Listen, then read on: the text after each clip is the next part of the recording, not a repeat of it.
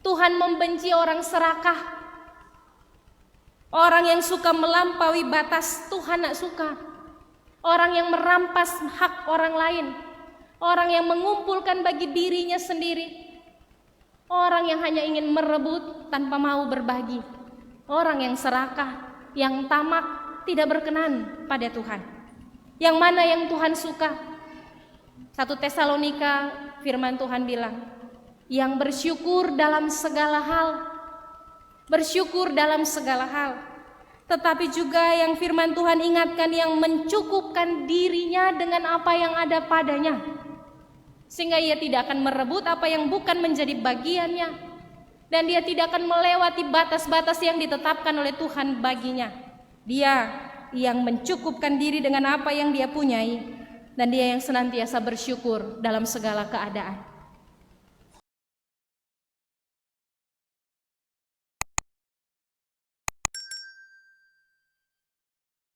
Shalom, damai di hati. Bapak Ibu Saudara-saudara, mari kita bersyukur hari ini minggu yang baru, minggu pertama di bulan Agustus, tanggal 6. Hari ini kita Tuhan bawa untuk menikmati penyertaan dan berkat. Kita boleh lagi melewati 1 minggu dan siap untuk menyambut berkat-berkat baru yang Tuhan sediakan bagi kita di minggu yang baru. Amin. Mari kita merenungkan Habakuk pasal 2 ayat 1 hingga 20 di bawah tema orang benar akan hidup oleh percaya. Kalau saudara-saudara membaca buku-buku pengantar, maka para peneliti perjanjian lama sepakat untuk menyebut bahwa Nabi Habakuk adalah nabi yang muncul dan berkhotbah di Israel Selatan, di Yehuda sekitar tahun 600-an sebelum Masehi, beberapa tahun sebelum Allah menggunakan Babel untuk membuang bangsa Israel, untuk membuang Yehuda. Beberapa tahun sebelum proses pembuangan di Babel, sang nabi sedang gelisah melihat bangsanya, melihat orang Israel Selatan mengalami masalah kehancuran moral. Mereka mempraktekkan kekerasan, praktek-praktek tidak adil di pengadilan. Orang jahat makin banyak, orang baik tinggal sedikit. Sebab itu Nabi frustasi dengan keadaan dan dia mengeluh pada Tuhan atas situasi ini. Kalau membaca pasal 1, Nabi Habakuk bilang, "Pak Tuhan, berapa lama lagi?"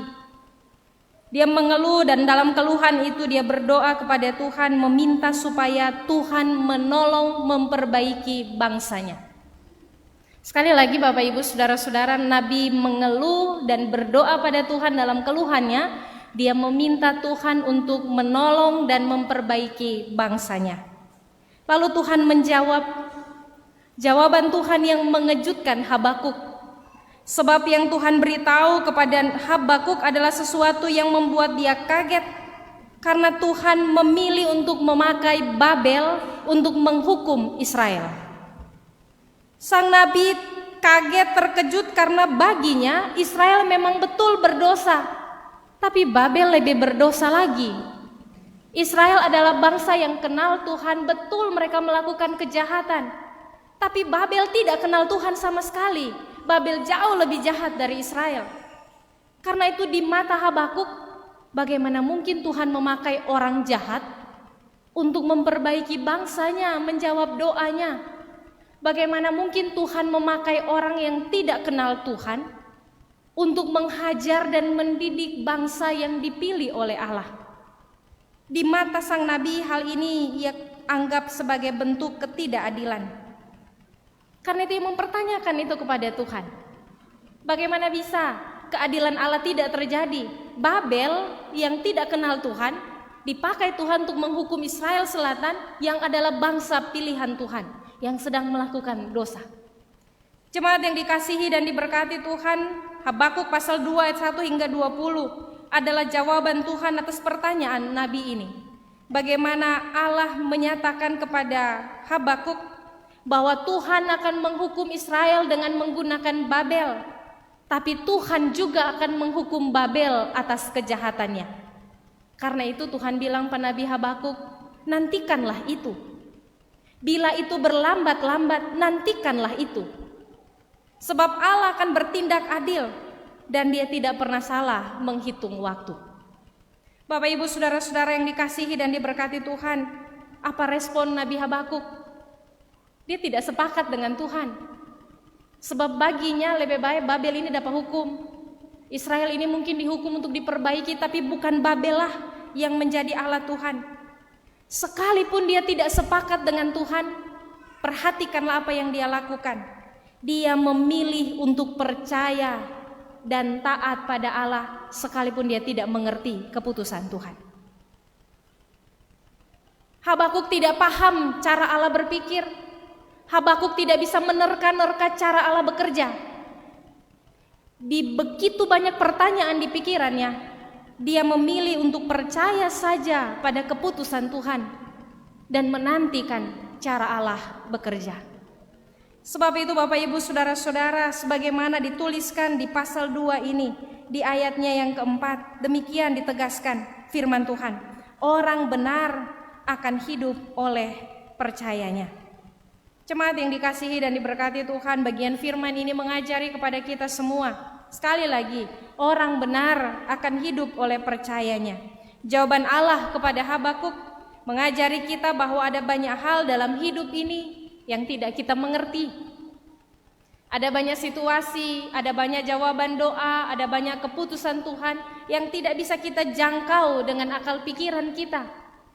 Seringkali kita melihat Tuhan, kenapa ini tidak berjalan seperti yang saya tahu, yang saya pahami? Kenapa ini tidak bekerja seperti yang saya rencanakan, padahal saya sudah melakukan yang Tuhan mau? Tapi bagian firman ini mau mengingatkan kita bahwa kebenaran yang sesungguhnya adalah ketika kita tidak mengerti sekalipun, ketika kita tidak paham cara Tuhan bekerja, ketika kita tidak sepakat dengan keputusan Tuhan, kita akan tetap memilih percaya pada ketetapan, keputusan, jawaban Tuhan dan menantikan Tuhan bekerja. Seringkali kita berpegang pada pengajaran-pengajaran Alkitab, taat itu mendapat berkat, tidak taat itu mendapat kutuk. Fakta hidup yang seringkali kita temukan di perjalanan-perjalanan kita semua tidak berjalan tepat seperti yang kita pikirkan. Bagian ini justru mengajari kita, percaya saja pada cara Tuhan bekerja. Percaya saja pada waktu-waktu Tuhan. Sebab Tuhan tidak pernah salah dan Tuhan tidak pernah terlambat. Habakuk tidak sepakat Tuhan pakai Babel untuk menghajar Israel. Sekali lagi sebab baginya Babel lebih berdosa dari Israel. Tetapi meskipun demikian, dia tidak menggugah Tuhan. Dia tidak protes kepada Tuhan. Dia memilih untuk percaya cara Tuhan bekerja. Dia memilih untuk meyakini bahwa Allah punya perhitungan yang tepat. Karena itu dalam doanya, dalam ratapannya, kalau kita membaca pasal 3, secara khusus di ayat 17-19, demikian sang nabi berucap kepada Allah, sekalipun pohon ara tidak berbunga, pohon anggur tidak berbuah, hasil pohon zaitun mengecewakan, sekalipun ladang-ladang tidak menghasilkan bahan makanan, kambing domba terhalau dari kurungan, dan tidak ada lembu sapi dalam kandang, namun aku akan bersorak-sorak di dalam Tuhan, beria-ria di dalam Allah yang menyelamatkan aku. Allah Tuhanku itu kekuatanku. Ia membuat kakiku seperti kaki rusa. Ia membiarkan aku berjejak di bukit-bukitku. Dia memilih untuk percaya Tuhan dan meyakini bahwa pemeliharaan Tuhan akan ia alami sekalipun keadaan hidup tidak dia pahami. Nabi bergantung pada Allah dengan sepenuh hati. Bapak Ibu saudara-saudara yang dikasihi dan diberkati Tuhan, hal ini mengajari dan menegaskan kepada kita semua bahwa yang demikianlah yang benar. Begitu cara hidup orang benar. Kita tidak boleh membaca situasi, kita tidak boleh mereka-reka keputusan Tuhan dengan pertimbangan-pertimbangan otak semata. Apapun keadaan kita, jangan marah dan kecewa pada Tuhan. Kalau kita sudah berjuang, kita sudah berdoa, lalu kita belum mendapatkan jawaban doa seperti yang kita mau, jangan marah dan jangan kecewa pada Tuhan. Tetaplah setia dan percaya. Begitu cara hidup orang benar. Sebab itu firman Tuhan bilang orang benar akan hidup karena percayanya. Jangan juga merasa benar Jangan merasa tepat karena pertimbangan-pertimbangan kita yang mungkin kalau kita lakukan itu terjadi. Sebab seringkali itu justru menjadikan kita sombong. Dan bila kita tidak mendapatkan yang kita mau, terkadang kita menjadi orang-orang yang menggugat Tuhan lalu berubah setia. Bagian firman Tuhan menegaskan kepada kita, orang yang sombong dan pengkhianat akan binasa. Orang yang sombong dan pengkhianat akan binasa. Percaya pada Tuhan, berpegang teguh padanya, bahkan dalam kesusahan sekalipun kita tidak melepaskan iman. Bapak Ibu, salah satu tips bagi kita supaya kita tidak kehilangan iman ketika situasi hidup tidak berjalan seperti yang kita rencanakan. Maka yang perlu kita lakukan adalah tetaplah mengatakan kebaikan tentang Tuhan, tetaplah mengucapkan kata-kata yang membangkitkan iman, dan tetaplah menyanyikan pujian bagi Allah. Supaya kita akan tetap teguh meyakini Tuhan ketika kita tidak melihat jawaban-jawaban doa kita. Kalau orang so berusaha, so berjuang dan belum menemukan apa yang kita harapkan, janganlah bersedih lalu kemudian kecewa pada Tuhan. Kita bisa menyanyikan puji-pujian kepada Allah di tengah keadaan-keadaan yang tidak kita mengerti, untuk tetap membuat hati kita teguh di dalam Tuhan. Kalau keadaan sedang sedih, keadaan sedang berduka, situasi hidup sedang penuh kekecewaan, lalu orang bersungut, mengeluh, bermuka muram, pikiran penuh kekalutan, khawatir dan cemas, kita akan mudah kecewa pada Tuhan. Tapi biarlah mungkin kita dengan air mata, mungkin kita dengan hati yang luka, mungkin kita dengan pikiran yang tidak mengerti jalan-jalan Tuhan. Tapi mari kita memperkatakan hal-hal yang membangun iman, bahkan menyanyikan pujian bagi Tuhan. Sementara menangis, sementara sedih, orang tetap nyanyi tuh. Semua baik, apa yang telah kau perbuat di dalam hidupku. Biar orang tidak lihat tuh jalan Tuhan. Ketika situasi menghantam kita, badai hidup mengguncang kita, di tengah situasi yang mungkin tidak kita pahami, rasa-rasa ingin menyerah, tapi orang mulai memuji Tuhan. Penyertaan-Mu sempurna, rancangan-Mu penuh damai. Kita bisa menyanyi bagi Tuhan di tengah keadaan yang bertentangan dengan situasi hati. Kita bisa tetap mengucapkan iman kita kepada Allah. Dan demikian cara hidup yang benar. Karena itu firman Tuhan bilang, orang benar akan hidup karena percayanya. Keyakinan kita pada Allah, puji-pujian dan penyembahan kita pada Tuhan akan menguatkan kita. Dia akan membawa kita tetap di rel, akan menuntun kita untuk berjalan dalam cara Allah sambil menanti Tuhan bekerja. Jangan biarkan keadaan mematahkan iman. Kita harus menjadi orang-orang yang mampu berdiri bersama Tuhan, karena kita tidak menyerah. Sebab itu Bapak Ibu, kalau kita memperhatikan apa yang dituliskan dalam Ibrani pasal 10 ayat 39, tetapi kita bukanlah orang-orang yang mengundurkan diri dan binasa, tetapi orang-orang yang percaya dan beroleh hidup. Kita tidak akan mundur dari iman, sekalipun keadaan-keadaan hidup mungkin melemahkan kita. Perenungan kita malam hari ini Habakuk pasal 2 ayat 1 hingga ayat 20 tentang Israel dan Babel. Tentang Habakuk dan Tuhan juga mengajari kepada kita bahwa Allah menghukum Israel karena dosa mereka menggunakan Babel. Tapi juga Allah menghukum Babel, membinasakan Babel karena dosa mereka. Sebab itu kita tahu firman menegaskan kepada kita semua, dosa memisahkan kita dari kasih Allah. Dosa mendatangkan hukuman dan Allah tidak pandang bulu. Israel yang sok kenal Tuhan, tapi kemudian mereka hidup dalam dosa, Tuhan hukum. Babel yang tidak kenal Tuhan, hidup dalam dosa, Tuhan hukum. Maka demikian kita, sok Kristen puluhan tahun, tapi kalau hidup dalam dosa kita tidak selamat. Tidak ada bedanya kita orang Kristen dengan mereka yang bukan Kristen jika sama-sama kita mempraktekkan hidup dalam dosa. Tidak ada istimewanya kita yang disebut sebagai orang percaya, yang disebut sebagai umat Tuhan, dengan mereka yang tidak percaya, dengan mereka yang bukan umat Tuhan, jika kita sama-sama hidup dalam dosa. Mereka tidak takut Tuhan, kita juga tidak takut Tuhan. Sama saja, pendosa tetaplah pendosa di hadapan Tuhan, dan dosa memisahkan kita dari kasih Allah. Namun perhatikanlah ini, syukur kepada Allah yang mengasihi orang-orang yang mau datang dalam pertobatan. Karena itu Israel dididik Tuhan. Demikian juga kita. Tuhan memberi kita waktu hidup minggu yang baru ini untuk mari merenungkan perjalanan hidup, memperbaiki diri, dan hidup dengan Tuhan. Jangan biarkan dosa memisahkan kita dari kasih Allah. Tentang Babel, mulai dari ayatnya yang ke-6 hingga ayatnya yang ke-20. Mari kita perhatikan kejahatan mereka yang dicatat dalam bagian firman Tuhan ini. Bahwa mereka adalah bangsa yang sombong dan hianat. Tuhan tidak suka, Bapak Ibu Saudara-saudara, orang yang sombong, yang tinggi hati, orang yang berkhianat. Yang mana yang Tuhan suka? Tuhan suka yang rendah hati dan yang setia. Dalam kitab Amsal firman Tuhan bilang, apakah yang disukai dari pribadi seseorang? Ialah kesetiaannya. Dalam kitab Yakobus firman Tuhan bilang, Tuhan menentang orang congkak, tapi Dia mengasihi orang yang rendah hati. Tuhan membenci kesombongan, Tuhan membenci pengkhianatan.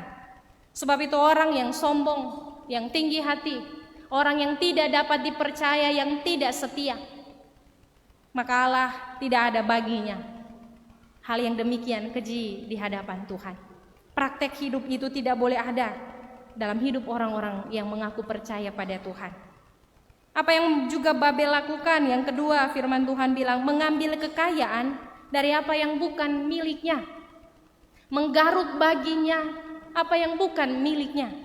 Tuhan membenci orang serakah, orang yang suka melampaui batas. Tuhan tak suka orang yang merampas hak orang lain, orang yang mengumpulkan bagi dirinya sendiri, orang yang hanya ingin merebut tanpa mau berbagi, orang yang serakah, yang tamak, tidak berkenan pada Tuhan. Yang mana yang Tuhan suka? 1 Tesalonika firman Tuhan bilang, yang bersyukur dalam segala hal, bersyukur dalam segala hal. Tetapi juga yang firman Tuhan ingatkan, yang mencukupkan dirinya dengan apa yang ada padanya, sehingga ia tidak akan merebut apa yang bukan menjadi bagiannya, dan dia tidak akan melewati batas-batas yang ditetapkan oleh Tuhan baginya. Dia yang mencukupkan diri dengan apa yang dia punyai, dan dia yang senantiasa bersyukur dalam segala keadaan. Bapak Ibu Saudara-saudara yang dikasihi dan diberkati Tuhan, ketiga yang dilakukan oleh Babel, mereka melakukan kekerasan, penuh amarah, dan merancangkan kejahatan. Tindakan yang demikian, sekali lagi, salah dalam pandangan Tuhan. Bapak Ibu Saudara-saudara jemaat yang diberkati Tuhan, seringkali ada orang menetapkan tujuan baik, tetapi dalam proses mengerjakan untuk mencapai tujuan baik itu, dia tempuh dengan cara-cara yang salah, yang penuh amarah, yang penuh dengan kekerasan, penuh dengan rancangan-rancangan jahat. Ketahuilah ini Bapak Ibu Saudara-saudara, tidak ada hal baik yang dicapai dalam proses yang jahat. Tidak ada. Ada orang yang ingin bahwa kehidupan keluarganya berkecukupan, makan minum pakai terjamin, anak-anak sekolah, tuntutan-tuntutan hidup semua terpenuhi. Bagus Bapak Ibu Saudara-saudara, baik. Tetapi oleh karena tujuan ini, lalu kemudian ia bekerja dengan cara yang curang, ia mengambil hak orang, ia merampas apa yang menjadi milik orang, dan ia tidak bersyukur atas apa yang dia punyai, yang menjadi serakah dan tamak. Maka proses itu tidak akan pernah sampai pada hasil baik. Justru yang dia raih, yang dia kumpulkan dengan cara yang salah, tidak akan menjadi berkat bagi seisi keluarganya, malah akan mendatangkan kutuk. Sekali lagi, sekalipun tujuannya baik, kalau prosesnya salah, kerjanya salah, maka tidak ada hal baik yang dapat dihasilkan di sana. Ada orang tua ingin anak-anaknya berhasil, ingin anak-anaknya sukses. Sebab itu ada yang bilang, mesti sekolah, mesti supaya tidak sama dengan mama dengan papa, cuma begini. Ada orang tua yang ingin anak-anaknya punya masa depan yang baik, masa depan yang diberkati, tapi kemudian mendidik anak-anaknya dengan bentakan, dengan kekerasan, dengan amarah. Disiplin boleh Bapak Ibu, tapi disiplin yang dibungkus dengan kekerasan, dengan amarah, tidak akan melahirkan kebaikan dalam diri anak. Kalau anak dididik dengan kekerasan, anak dididik dalam amarah, kita hanya sedang membentuk pemberontak dalam keluarga. Tidak ada hal baik di sana. Ada orang tua yang menginginkan supaya anaknya hidup mengasihi Tuhan, hidup melayani Tuhan. Tetapi dalam proses didikan itu ia tidak merasakan kasih, ia tidak merasakan sentuhan Tuhan karena yang dia rasakan adalah kemarahan orang tuanya. Maka yang terjadi di sana adalah pemberontakan tidak hanya pada orang tuanya, tapi juga kekecewaan kepada Tuhan. Bapak Ibu jemaat yang dikasihi dan diberkati Tuhan, sebab itu Allah tidak menyukai kekerasan. Dia tidak suka orang yang penuh dengan amarah dan yang merancang kejahatan. Tuhan suka kelemah lembutan. Karena itu tuh lemah lembut ada dalam 9 buah roh. Tuhan suka tentang kasih dan kesetiaan. Karena itu dalam perintah Tuhan bilang, kasihi Tuhan Allahmu dan kasihi sesamamu seperti yang kau mengasihi dirimu sendiri. Bagian firman Tuhan bilang, kasihi musuhmu dan berdoalah bagi mereka. Tuhan suka kebaikan kita hasilkan dari sebuah proses hidup yang baik bersama Tuhan. Yang keempat, Bapak Ibu Saudara-saudara, kebencian Tuhan atas tingkah laku Babel adalah ketika mereka ada dalam penyembahan berhala. Sebab itu kalau membaca bagian ini, firman Tuhan bilang, apakah gunanya patung pahatan yang dipahat oleh pembuatnya? Apakah gunanya patung tuangan pengajar dusta itu? Celakalah orang yang berkata kepada sepotong kayu terjagalah dan kepada sebuah batu bisu bangunlah. Masakan ia itu mengajar? Memang ia bersalutkan emas dan perak, tetapi roh tidak ada sama sekali di dalamnya. Tuhan tidak suka pada penyembahan berhala. Pertanyaannya bagi kita adalah, apakah kita menyembah patung, menyembah batu? Tidak. Lalu siapa berhala di hidup kita? Seringkali uang, seringkali keluarga, seringkali kekasih hati, hobi, pekerjaan, pergaulan, banyak hal. Segala sesuatu yang jauh lebih prioritas dan istimewa melebihi Tuhan. Saat kita tidak mau beribadah kepada Tuhan oleh karena memprioritaskan hal yang lain, maka hal yang lain itu menjadi berhala bagi kita. Saat kita mengabaikan perintah Tuhan, lebih mementingkan apa yang di luar Tuhan, maka yang di luar itu menjadi berhala bagi kita. Banyak kali Bapak Ibu Saudara-saudara berhalanya adalah diri sendiri. Saat Tuhan bilang mengampuni, tapi kita lebih mengikuti ego, maka ego kita adalah berhala kita.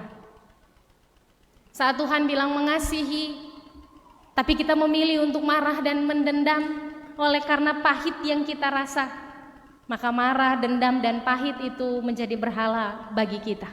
Segala sesuatu yang membuat kita tidak taat pada Tuhan, jauh kita prioritaskan di atas Tuhan, maka dia menjadi berhala dalam hidup. Jemaat yang dikasihi dan diberkati Tuhan, Allah membenci, Allah tidak suka. Tuhan mau kita berdiam diri di hadapan Tuhan, mencari Tuhan, mencari kehendaknya dan taat padanya. Sehingga apapun yang ada di hidup kita, selalulah berusaha untuk memilih menjalaninya bersama Tuhan. Waktu ator, supaya orang bisa tetap ada dalam persekutuan dengan Tuhan. Pekerjaan-pekerjaan jalani dengan cara-cara yang Tuhan mau. Menjadi seorang pelajar, anak muda, belajar, bergaul dengan cara-cara yang Tuhan mau. Sehingga Tuhan selalu menjadi prioritas kita dalam hidup. Sekalipun dunia bilang bagus, dunia bilang enak, dunia bilang boleh, tapi kalau firman Tuhan bilang tidak, firman Tuhan bilang dosa, firman Tuhan bilang jahat, maka kita akan memilih untuk berdiri dengan Tuhan. Demikian kita berdiam diri di hadapan Tuhan. Jadi orang-orang yang percaya kepada Tuhan, orang-orang yang memilih hidup dengan Tuhan. Demikian cara hidup orang benar. Karena itu firman Tuhan bilang sekali lagi, orang benar akan hidup karena percayanya. Dunia mungkin memberi bagi kita begitu banyak alasan untuk melakukan dosa, tetapi kita akan selalu menemukan alasan kita untuk berpegang teguh pada Tuhan. Karena Tuhan ada dan Dia adil dalam jalan-jalannya. Tuhan tidak pernah mengecewakan dan Dia tidak pernah membiarkan orang-orang yang bergantung, berharap dan mengandalkan Dia jatuh. Tuhan akan menjadi penopang, bahkan Dia akan menjadi pembela bagi kita. Karena itu hiduplah benar, hidup percaya pada Tuhan dan setia melakukan kehendak-Nya. Tuhan kiranya menolong kita supaya di minggu yang baru ini kita menjadi orang-orang benar yang hidup dalam percaya kita kepada Tuhan. Amin.